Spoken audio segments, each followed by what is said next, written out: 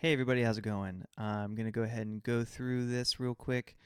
We called out in the team 446.3 reject and 440 bounce.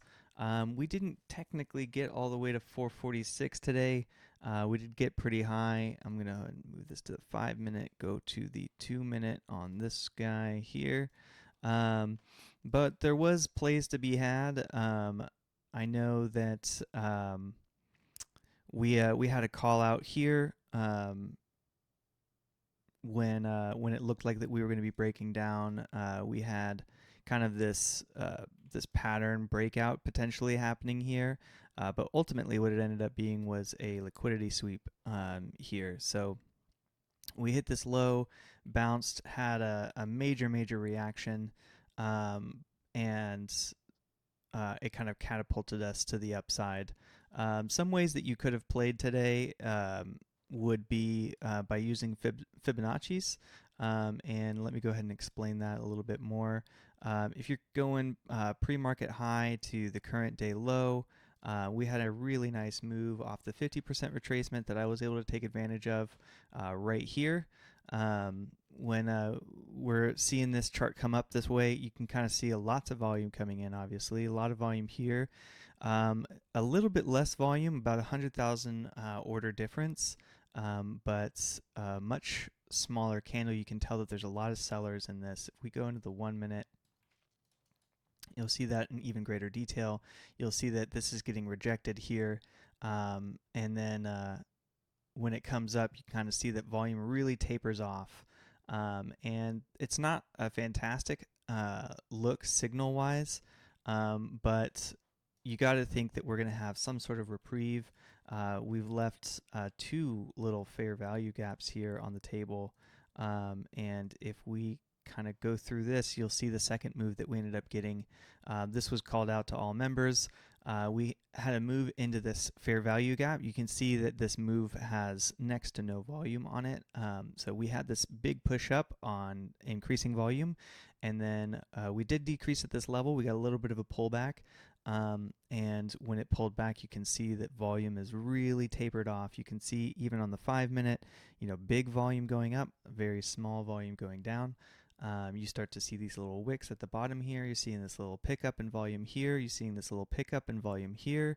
And that's where you can start to go long. You can get long here at a 2 minute confirmation, or you can go for the bottom of the fair value gap with your stop set below 443.9 or below this previous low, or below the fair value gap if you would prefer.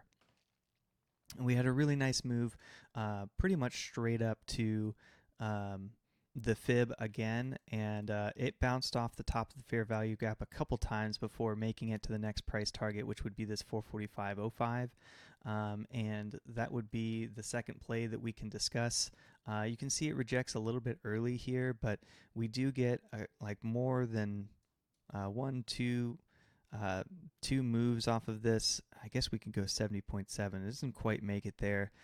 This is when I assume there was a Fed speaker or something that said something at this time, because the chart went nuts at that time. Let me see if there's something on the calendar. We had at 3:45 Eastern. So yeah. So I'm central, so it's going to be showing a different time here, 2:45 my time, and that is when things kind of went nuts. And we saw a hit at the 70.7. But I think that you could argue that this play still makes sense. You've got a really nice high volume reversal candle here, a really nice high volume reversal candle here. You get this bearish engulfing of the previous candle here, and then you even get a chance at second entry here when it climbs back up, another chance at entry here when it climbs back up. So this isn't, I wouldn't say this is a bad move, but I don't particularly love trading in the afternoons. So next we're going to go Tesla. This was another play that we got today. This was one where it was opening print, so this is really risky. I didn't jump in on this, but Steve did.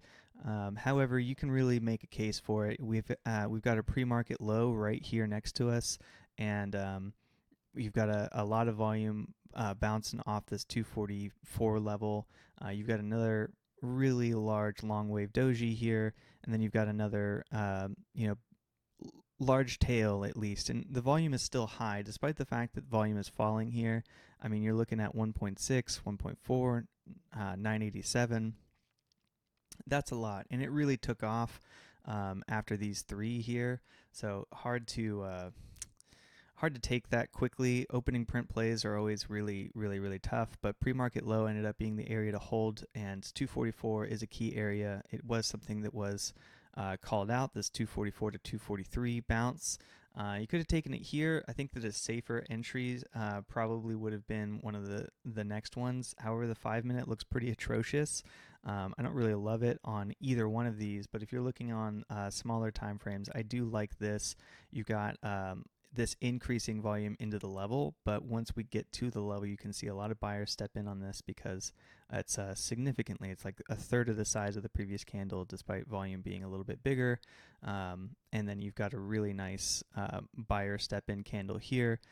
Take your entry up here at this 244.3, have your stop set below these lows, and you should be good to go. But just bear in mind that we've already hit this level twice, and this 5-minute candle looks really bad. So that's what you could do there. Let's move on to Meta. Meta, we were looking for a 299 to 300 bounce. We didn't really get that. Sorry, 299 to 300 reject. We didn't really get much of one. We did get a 300. If we're looking just straight at 300, we did get this nice move down to VWAP. I was able to get pretty small scalp play on this myself, but not an amazing reject. Clearly, Meta was wanting to move up at that time. I think that the better play would have been this breakout of this 301, 302 area. Would have loved to see a retest there, but instead it really just lost momentum and completely dumped instead. I think that the better play would be this EMA play right here. You can see that volume is climbing, and it starts to really top out here. You start to see people start their profit taking, and it comes down on decreasing volume. Gives you a really nice rest at these EMAs before moving back up. I think that personally that would be a play worth it to me. You could also have taken it here at this 294, which is where we've been chopping for a long time, and then 301 ends up being that area to reject again later. All right, QQQ. QQQ, we called out 367.88, 364.77, and the 1 hour 21 EMA reject. We really didn't get to any of those. 367.88, yeah, was looking for bounces. The only reject that I had was the hourly 21 EMA, which we did get. As you can see right here, you got the hourly 21 EMA, but it hit it like right at the end of the day, right when that Fed speaker was speaking. So that's a no-go for me. Let's go Google. Did we get our Google hit? No. No, Google never came down to the level that we wanted, unfortunately. It did not. It had a nice bounce at 133. Amazon, I thought maybe we would get a trend line rejection or the 4 hour 21 EMA, but Amazon had other plans. It decided it was just going to rip today. Did we even get a reaction at this? No, it just ripped, which is fine. So that's it. That's all for the plays. Hope you guys did well. Hope you all made some bag. And we'll talk again later. Bye.